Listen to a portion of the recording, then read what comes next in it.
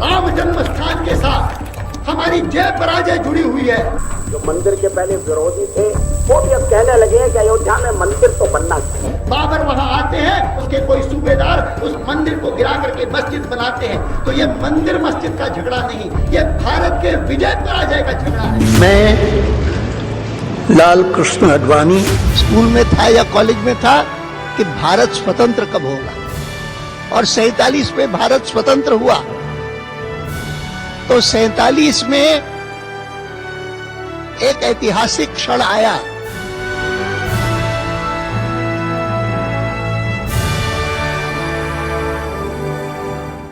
सियासत के दो धुरंधर पुरोधा, अपनी अपनी विचारधारा के खांटी।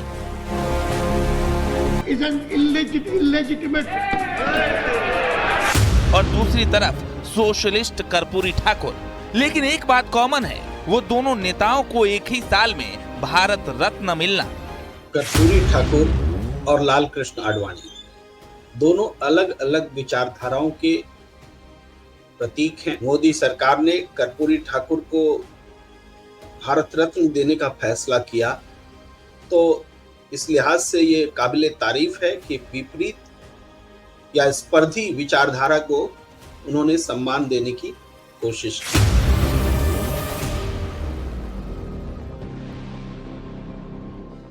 यूं तो हर साल भारत रत्न मिलते हैं, लेकिन इस बार प्रधानमंत्री मोदी ने एक साथ दो संदेश देश को दिए। एक तो वो अपने सीनियर्स का सम्मान करना बखूबी जानते हैं, और दूसरा विचारधारा बैरियर नहीं। अगर किसी नेता ने देश के लिए कुछ अच्छा किया हो, जिसका उदाहरण है समाजवादी पुरोधा कर्पूरी ठाकुर। आज देश ने हम सबके आदरणीय नेता लाल कृष्ण आडवाणी जी को भारत रत्न देने की घोषणा की है। आज के व्यक्ति विशेष में हम सियासत के इन्हीं दो सूरमाओं की बात करेंगे, समझेंगे दोनों के सियासी सफर को, उनके भारत की राजनीति में योगदान और समाज के प्रति उनके समर्पण को। साथ ही बात होगी पीएम मोदी की उस दरिया दिली की जो भारत की सियासत में नया परंपरा गढ़ रही है।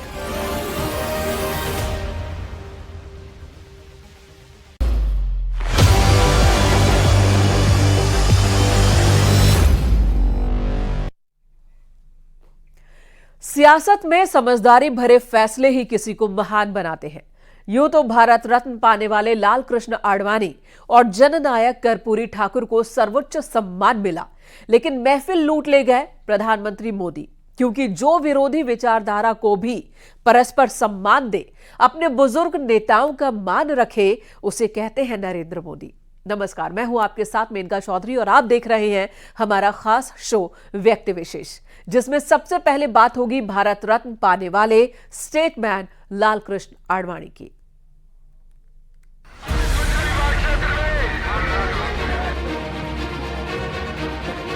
मंदिर मस्जिद का झगड़ा नहीं, ये भारत के विजय पराजय का झगड़ा है।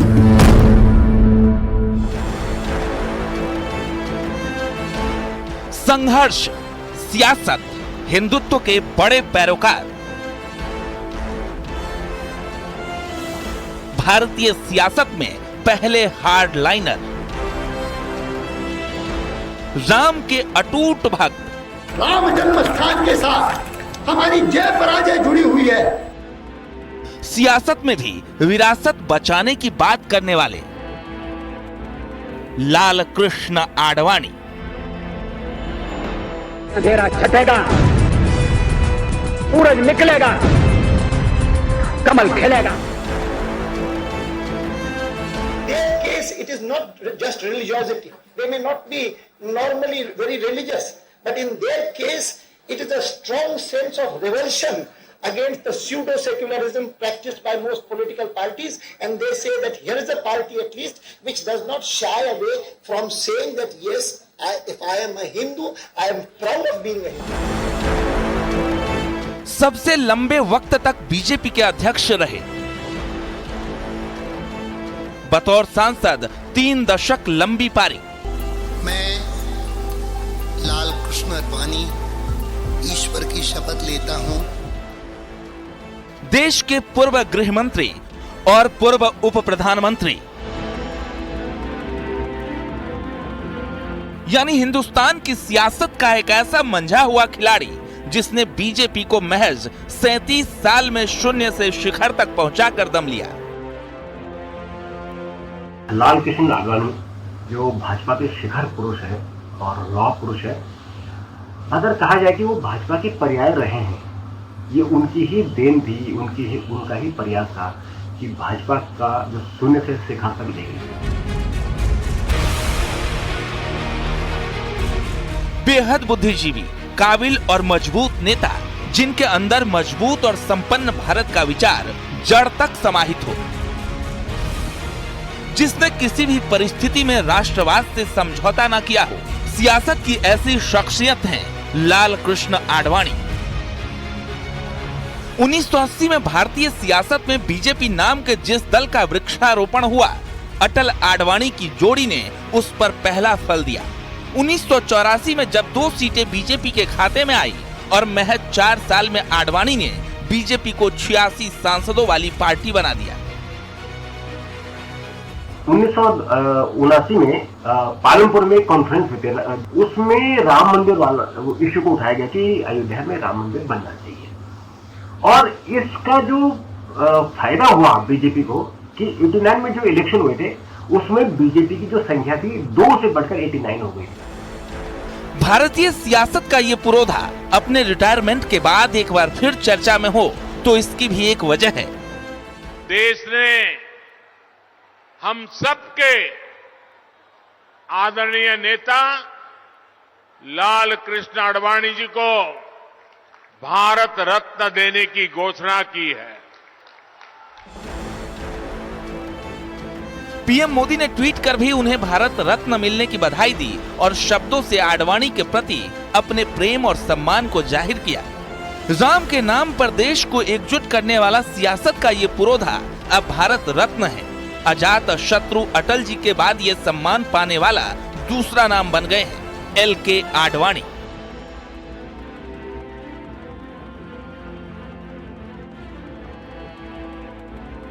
अटल युग में संघर्ष से सियासी व्यूह रचने वाले LK आडवाणी ने अपने राजनीतिक करियर में भी एक बात को अपना मंत्र बना लिया, सनातन संस्कृति और संस्कार। यात्रा, सफर, तीर्थ यात्रा, प्राचीन भारतीय परंपरा के ये शब्द आडवाणी के सियासी सूत्र बन गए। इसने भारतीय राजनीति में एक ऐसी लकीर खींची जिससे आज देश में आधे से अधिक हिस्से में भगवा लहरा रहा है। रथ यात्रा ने राम मंदिर आंदोलन को और धार दी तो भारतोदय यात्रा और जनादेश यात्रा ने बीजेपी की भविष्य की राह को आसान किया। 1990 में जब देश विकट परिस्थितियों से जूझ रहा था, जातिवाद के तत्व एकता और अखंडता को तार तार करने पर तुले हुए थे, तब आडवाणी ने मंडल के बदले कमंडल वाली राजनीति खड़ी कर देश को राम नाम के सूत्र में बांधा। ये वो दौर था जब देश में जात पात के आधार पर सियासी दल समाज को अलग अलग बांटने पर तुले हुए थे। तब आडवाणी जी ने राम मंदिर आंदोलन से राष्ट्र की दबी कुचली भावनाओं को नई जगह ही नहीं दी, बल्कि हमारे देश के उच्च नैतिक आदर्शों को भी पुनः प्रतिष्ठित किया था। और उसकी शुरुआत इसी सोमनाथ मंदिर से रथ यात्रा के जरिए हुई। आडवाणी ने अपनी रथ यात्रा एक ऐसे दौर में शुरू की जब लोग दिल्ली में बैठे अपनी सत्ता को जाति और धर्म के बंटवारे से मजबूती देने पर तुले हुए थे।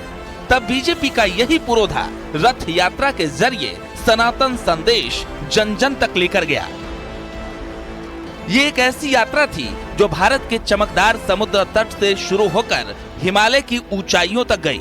ये किसी ईंट पत्थर को जोड़कर एक मंदिर बनाने की यात्रा भर नहीं थी। ये राष्ट्र की भावनाओं से अपने एक पूज्य को उनका सही स्थान दिलाने की यात्रा थी, जिसके शिल्पकार खुद अब के प्रधानमंत्री नरेंद्र मोदी थे।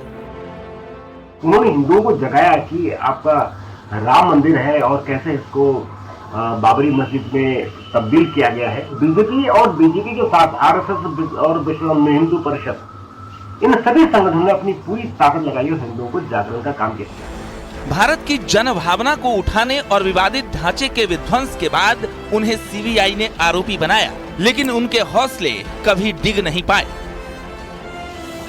8 नवंबर 1927 को कराची में जन्मे लाल कृष्ण आडवाणी को आजादी के फौरन बाद अपना घर छोड़कर भारत आना पड़ा था।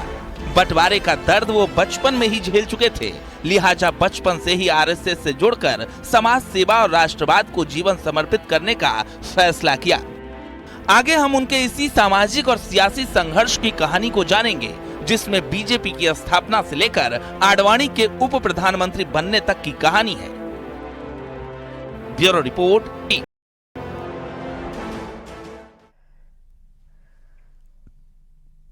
कराची में जन्मे, दिल्ली में संघर्ष किया और गांधीनगर को अपनी कर्मभूमि बनाई। 84 के चुनाव में जब बीजेपी को करारी हार मिली तो आडवाणी ही थे जिन्होंने बीजेपी की विचारधारा को राम मंदिर की धार से जोड़ा और ऐसा जन आंदोलन खड़ा किया कि पूरे भारत की सियासत ही बदल कर रख दी। देखिए लाल कृष्ण आडवाणी का वो संघर्ष जिसमें बीजेपी के शून्य से शिखर तक पहुंचने की कहानी छिपी है, जिसमें रथ यात्रा आंदोलन के शिल्पी मोदी की कहानी जुड़ी है। लाल कृष्ण आडवाणी ईश्वर की शपथ लेता हूं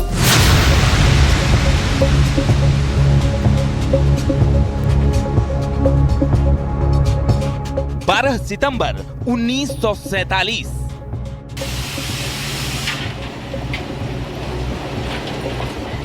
हिंदुस्तान पाकिस्तान के बीच एक बंटवारे की लकीर के बाद ट्रेन के इंजन की धक धक हर स्टेशन पर सुनाई दे रही थी।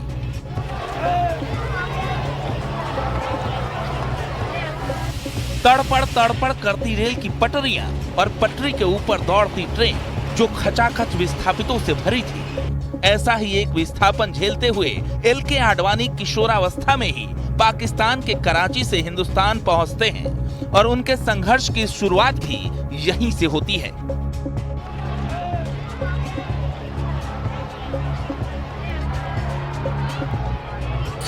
आजादी आई तो आजादी के साथ साथ विभाजन भी आया, देश के दो टुकड़े हुए। लेकिन इतिहास का विश्लेषण करने वाले इस बात को जानते हैं कि अंग्रेज की कुटिल नीति ने भारत को केवल दो हिस्सों में नहीं बांटा, उनकी चतुराई ने, उनकी कुटिलता ने भारत के विघटन के बीज बोए, केवल विभाजन नहीं हुआ।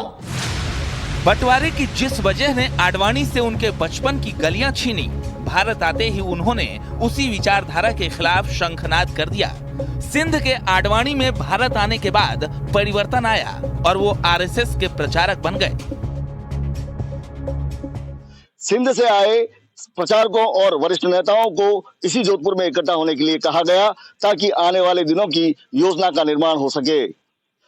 आरएसएस के नेताओं ने सिंध से आए प्रचारकों को निर्देश दिया कि वे बंटवारे के बाद आकर रह रहे लोगों की सहायता करें। यही एलके आडवाणी का सबसे पहला मिशन था। जोधपुर कैंप खत्म होने के बाद लाल कृष्ण आडवाणी को राजस्थान के अन्य इलाकों में भेजा गया ताकि वहां भी पाकिस्तान से लौट रहे लोगों की मदद कर सकें और इस तरह संघर्ष के शुरुआत का एक दशक राजस्थान ही उनकी कर्मभूमि बनकर रहा। पहले प्रचारक के तौर पर और फिर भारतीय जनसंघ के पूर्णकालीन कार्यकर्ता के तौर पर। 1957 में आडवाणी को राजस्थान छोड़कर दिल्ली आने के लिए कहा, जिसमें अटल बिहारी वाजपेयी और दूसरे निर्वाचित सांसदों की उन्हें मदद करनी थी। इसके बाद दिल्ली इनके काम और राजनीति का अखाड़ा बन गई। राजनीति में लाल कृष्ण आडवाणी का प्रवेश नगरपालिका से हुआ। पार्टी की संसदीय विंग में काम करने के अलावा उन्हें दिल्ली की जनसंघ इकाई का बतौर महासचिव पद संभालने की जिम्मेदारी दी गई। पार्टी कांग्रेस के खिलाफ थी जो उस समय अपने शिखर पर थी। ऐसे में 80 के सदन में जनसंघ ने 25 सीटें जीती, जो कांग्रेस से महज 2 कम थी। सीपीआई में 8 सदस्य थे। ये आडवाणी की पहली सियासी सफलता थी। ऑर्गेनाइजर के साथ आडवाणी की 7 साल लंबी पारी अचानक 1967 में खत्म होने को आ गई। दिल्ली की राजनीति में एक नई जिम्मेदारी आ गई थी। दिल्ली को 1952 में पूर्ण राज्य का दर्जा दे दिया गया था, लेकिन 1955 में केंद्र सरकार ने इसके पूर्ण राज्य होने के फैसले को राज्य की पुनः संगठन आयोग की सिफारिशों का हवाला ने रोक दिया, जो जनता और जनसंघ को मंजूर नहीं था और विरोध में आडवाणी जी को सुर बुलंद करने की जिम्मेदारी दी गई। 1967 में 5 महीनों के अंतराल में दिल्ली में 3 चुनाव हुए और लगभग एक साथ लोकसभा चुनाव, मेट्रोपॉलिटन काउंसिल और नगरपालिका के चुनाव। जनसंघ ने लोकसभा में 7 में से 6 सीटें हासिल की, काउंसिल में 56 सीटों में से 33 और 100 में से 52 सीट नगरपालिका में हासिल की थी। यानी अटल आडवाणी की जोड़ी धरातल पर कमाल दिखाने लगी थी। ये उस दौर की बात है जब देश में कांग्रेस का एक छत्र राज हुआ करता था। अब वक्त आडवाणी के सियासत में सीधे उतरने का था। लिहाजा अप्रैल 1970 में इंद्र कुमार गुजराल का कार्यकाल पूरा होने पर एल.के. आडवाणी को जनसंघ ने राज्यसभा भेज दिया। देश की सियासत करवट बदल रही थी। फरवरी 1968 में पार्टी अध्यक्ष अटल बिहारी वाजपेयी थे। 1971 के आम चुनाव के बाद अटल बिहारी वाजपेयी ने पदमुक्त होने का सोचा।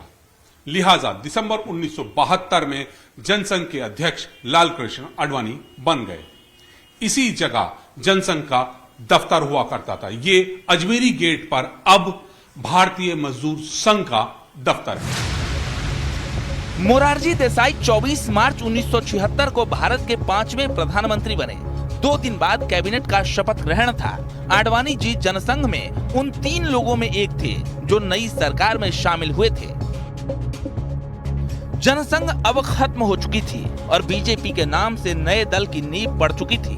वो तारीख थी 5-6 अप्रैल 1980। दिल्ली के फिरोज शाह ग्राउंड में 3500 प्रतिनिधि इकट्ठे हुए और भारतीय जनता पार्टी नामक एक नए संगठन का गठन हुआ। अटल बिहारी वाजपेयी को पार्टी का पहला अध्यक्ष चुना गया, जिसके संस्थापक सदस्यों में शामिल हुए लाल कृष्ण आडवाणी। कि जहां राम का जन्म हुआ था, आप नारा लगा रहे थे कि मंदिर वहीं बनाएंगे। राम जन्म स्थान के साथ हमारी जय पराजय जुड़ी हुई है। जो मंदिर के पहले विरोधी थे वो भी अब कहने लगे हैं कि अयोध्या में मंदिर तो बनना चाहिए। बाबर वहां आते हैं, उसके कोई सूबेदार उस मंदिर को गिरा करके मस्जिद बनाते हैं। तो ये मंदिर मस्जिद का झगड़ा नहीं, ये भारत के विजय पराजय का झगड़ा है।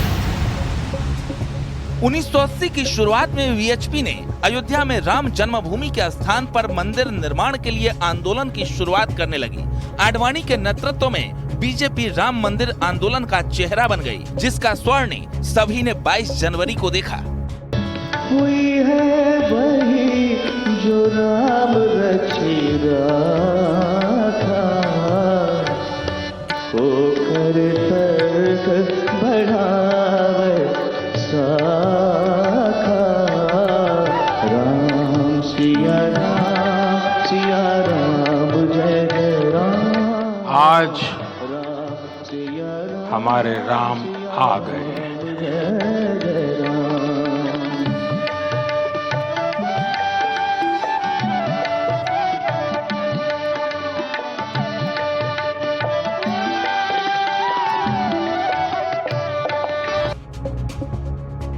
नब्बे के दशक में एक तरफ मंडल की राजनीति थी तो दूसरी तरफ अटल आडवाणी की जोड़ी ने कमल की राजनीति खड़ी कर दी। कल तक जो पार्टियां राम का नाम लेने से डरती थी, वही बीजेपी ने राम मंदिर को अपना एजेंडा बनाकर सियासत में नई विचारधारा की नींव रख दी। 1996 के आम चुनावों में बीजेपी सबसे बड़ी पार्टी बनी। राष्ट्रपति ने भी बीजेपी को सरकार बनाने के लिए आमंत्रण दिया। हालांकि ये सरकार लंबे समय तक नहीं चली, 13 दिन में ही गिर गई। तब जब संसद में अटल जी ने भाषण दिया तो वो ऐतिहासिक हो गया। बीजेपी के नेतृत्व में, अटल बिहारी वाजपेयी के नेतृत्व में 13 दिन की, फिर 13 महीने की और फिर पूर्णकालिक सरकारें आई। इसने बीजेपी को राष्ट्रीय फलक पर स्थापित कर दिया और निश्चित रूप से लाल कृष्ण आडवाणी को इसका श्रेय जाता है। राम मंदिर आंदोलन के लिए की गई आडवाणी की मेहनत अब रंग लाने वाली थी। पूरे देश में राम नाम की लहर दौड़ चुकी थी। 1999 में 13वें लोकसभा चुनाव देश के इतिहास में ऐतिहासिक साबित हुआ, क्योंकि ऐसा पहली बार हो रहा था कि संयुक्त मोर्चे की पार्टियों को पूर्ण बहुमत हासिल हुआ था और एक स्थायी सरकार ने 5 साल का अपना कार्यकाल पूरा किया था। इस सरकार का नेतृत्व अटल जी ने किया था और लाल कृष्ण आडवाणी देश के गृह मंत्री थे। उस दौर में एनडीए सरकार ऐसी इकलौती गैर कांग्रेसी सरकार थी जिसने 5 साल का कार्यकाल पूरा किया। इसके पीछे भी अटल जी की रणनीति और आडवाणी जी की मेहनत बताई जाती है। इसलिए बाद में लाल कृष्ण आडवाणी देश के उप प्रधानमंत्री भी बने। 2004 में बीजेपी की हार के बाद अटल जी ने सक्रिय राजनीति से संन्यास ले लिया और अब सारा दारोमदार आडवाणी के कंधों पर था।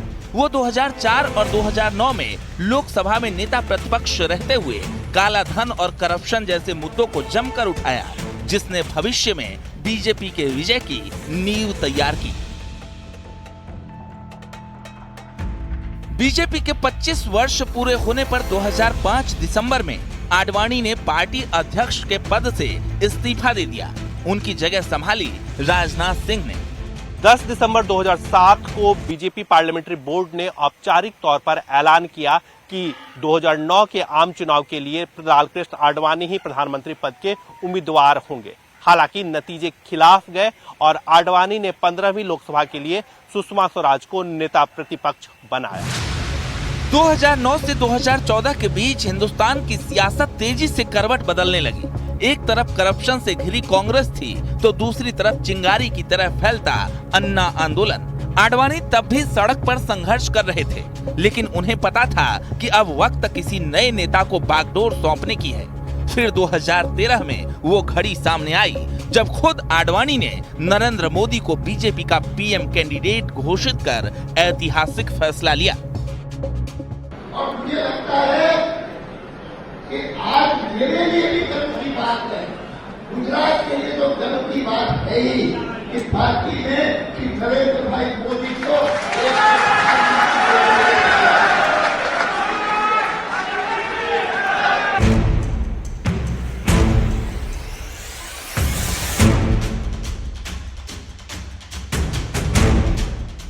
नरेंद्र भाई के माध्यम से जो अभियान चला है और जिस अभियान के परिणाम अभी 2 दिन पहले आए हैं और जिन परिणामों के फलस्वरूप ही हम आज का ये कार्यक्रम करके और उनको एक महत्वपूर्ण जवाबदारी सौंप रहे हैं, ये सारे के सारे ऐतिहासिक बन रहे हैं। 2014 के लोकसभा चुनाव में लाल कृष्ण आडवाणी मार्गदर्शक की भूमिका में थे।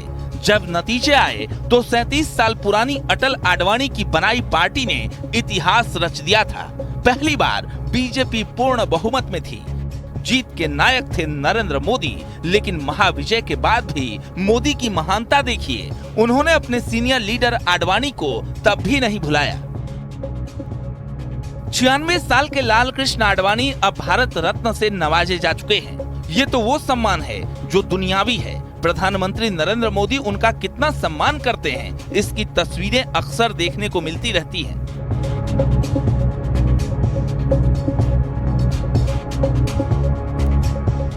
चाहे बर्थडे हो या कोई दूसरा मौका, पीएम मोदी अक्सर अपने इस सीनियर नेता और सियासत के पुरोधा लाल कृष्ण आडवाणी के घर पर उनसे मुलाकात करते नजर आ जाते हैं। बताते हैं कि बीजेपी और मोदी के लिए आडवाणी कितने इम्पोर्टेंट हैं और ये भी बताता है कि पीएम मोदी और बीजेपी अपने सीनियर लीडर्स को सम्मान देना बखूबी जानते हैं। Bureau report, news 18।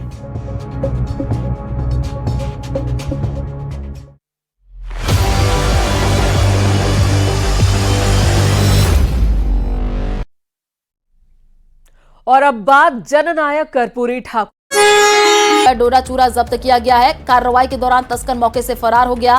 फरार तस्कर की तलाश में पुलिस जुटी हुई है। राजस्थान एग्रीकल्चर सुपरवाइजर परीक्षा के दौरान मंत्री मोदी के लिए विचारधारा कभी बैरियर नहीं, बल्कि किसी भी विचारधारा से जुड़ी शख्सियत ने अगर समाज के लिए कुछ किया तो उससे मोदी उन्हें सम्मानित जरूर करेंगे।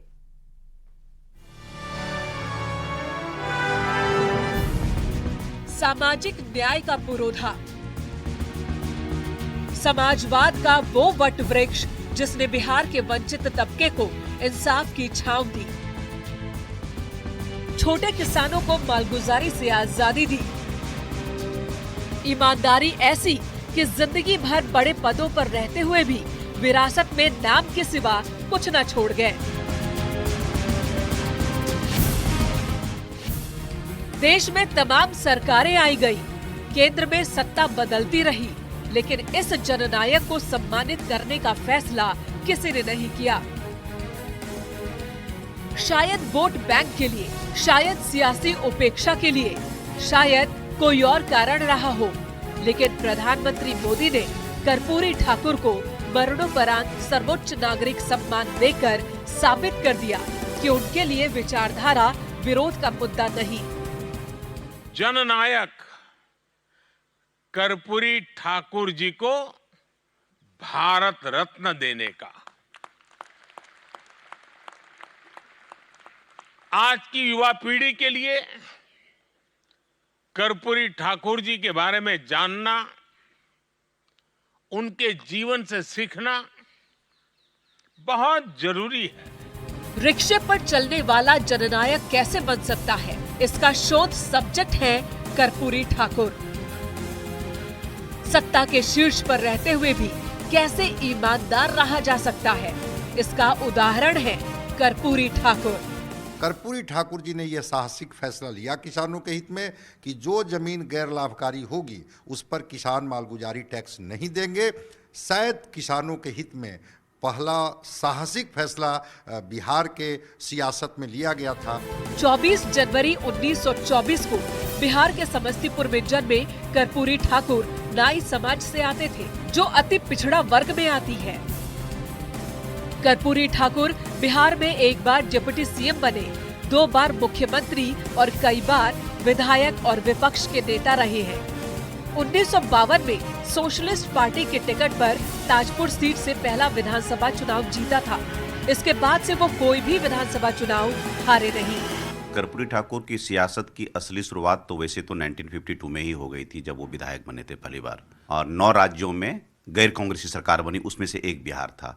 उस सरकार में कर्पूरी ठाकुर पहली बार मुख्यमंत्री बनते हैं। वहाँ से एक तरह से कहिए कि उनकी सियासत की शुरुआत होती है सत्ता में आकर के। जो डॉक्टर राम मनोहर लोहिया नारा दिया करते थे कि आप पिछड़ा पावे 100 में 60, तो उसका जो एक तरह से रियलाइज किया उस ड्रीम को कर्पूरी ठाकुर ने किया।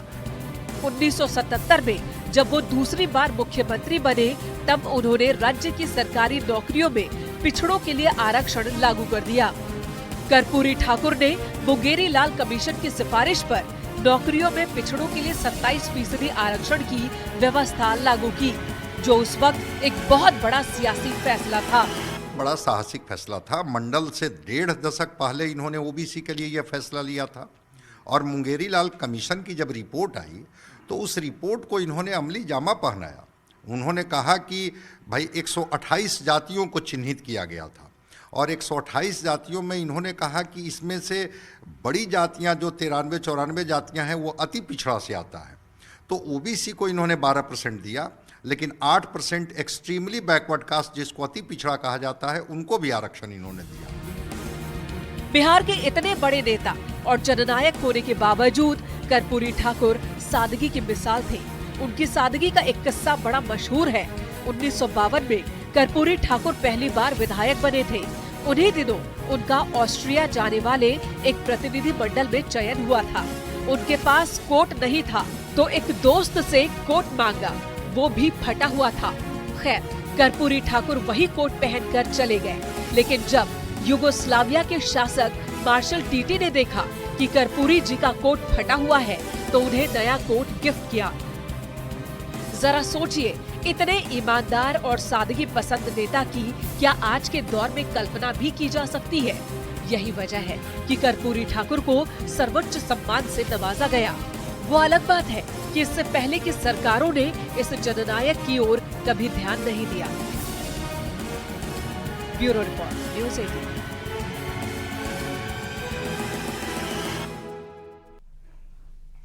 व्यक्ति विशेष में आज इतना ही। एक ब्रेक के लिए रुकते हैं, खबरों का सिलसिला जारी है।